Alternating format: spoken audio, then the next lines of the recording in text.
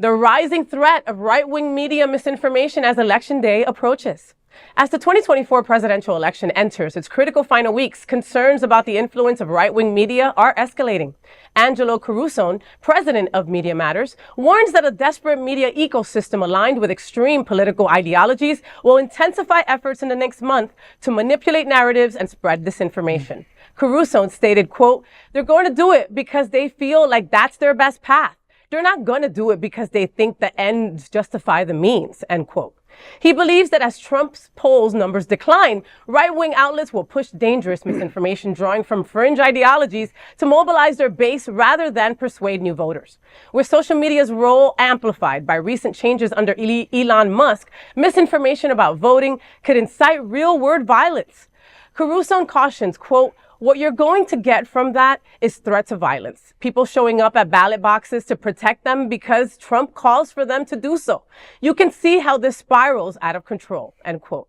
He insists on the importance of local election officials responding to falsehoods, stating, quote, "Right-wing voters are more likely to believe local officials than they are to trust a national outlet," end quote. With the integrity of the democratic process at stake, vigilance is essential in combating the dangerous narratives poised to dominate the coming weeks.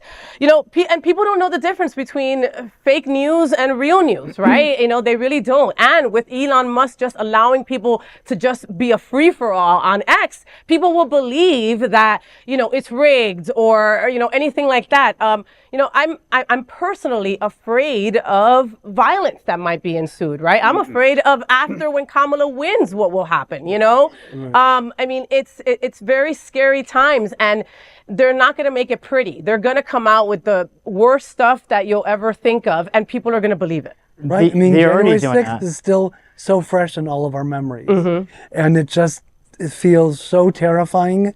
So I hope that there are people who will, the local governments will stand up and say, this is right, this is the truth, these ballots are correct, this is who the true winner is. The frightening thing is the next 60 days are going to be kind of frightening, because whoever wins, like, okay, if Kamala wins, you can have the Trump voters, right wing is saying that it's rigged, and possibly another January 6th too.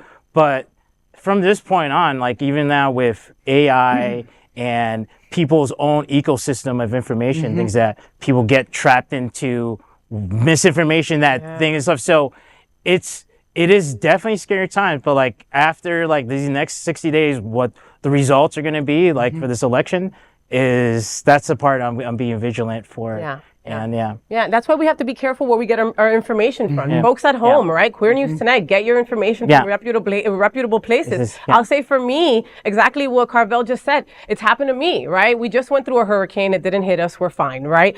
But a lot of other places were highly affected. And you start looking at TikTok, you start looking at social media, and you're like, wow, this happened in Asheville. And then right under, fake. This didn't happen. This was done by an AI. Like, how do you know the difference, right? From just your eye, it's hard to know. So get your information from reputable sources. From for trusted sure. Absolutely. Yes, for sure. Not TikTok. Not X. I happen to look at this quote that the right-wing voters are more likely to believe local officials than they are the national outlet, and I think that's kind of what speaks to the mentality at this point. Is that like, for me, if I'm in town and something is happening, and like the police are around, or there's something that you want to hear the story, you want to know what's going on, so you tend to believe what is being in front of you. So when you're seeing it on TV, or it's a perception of what somebody outside is seeing. So there's a little bit of like, a little bit of a distrust that I understand why people might feel that way. But that goes to like, making sure that we're educating within our communities too. So it's that like, why is it that people are thinking this certain way, or why they're believing Trump because he says this, or he says outrageous things and they enjoy that. What is that all about? No, that's so true. And I really hope that local city officials will take this into account.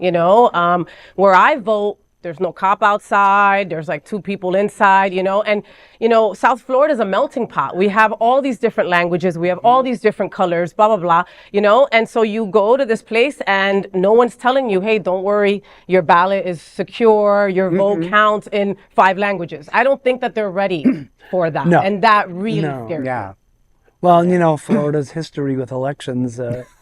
We need to talk. No about hanging chads the this time. hanging- No hanging chads. Yes, so okay. we're not reliving that. Sorry, I didn't mean to bring that up.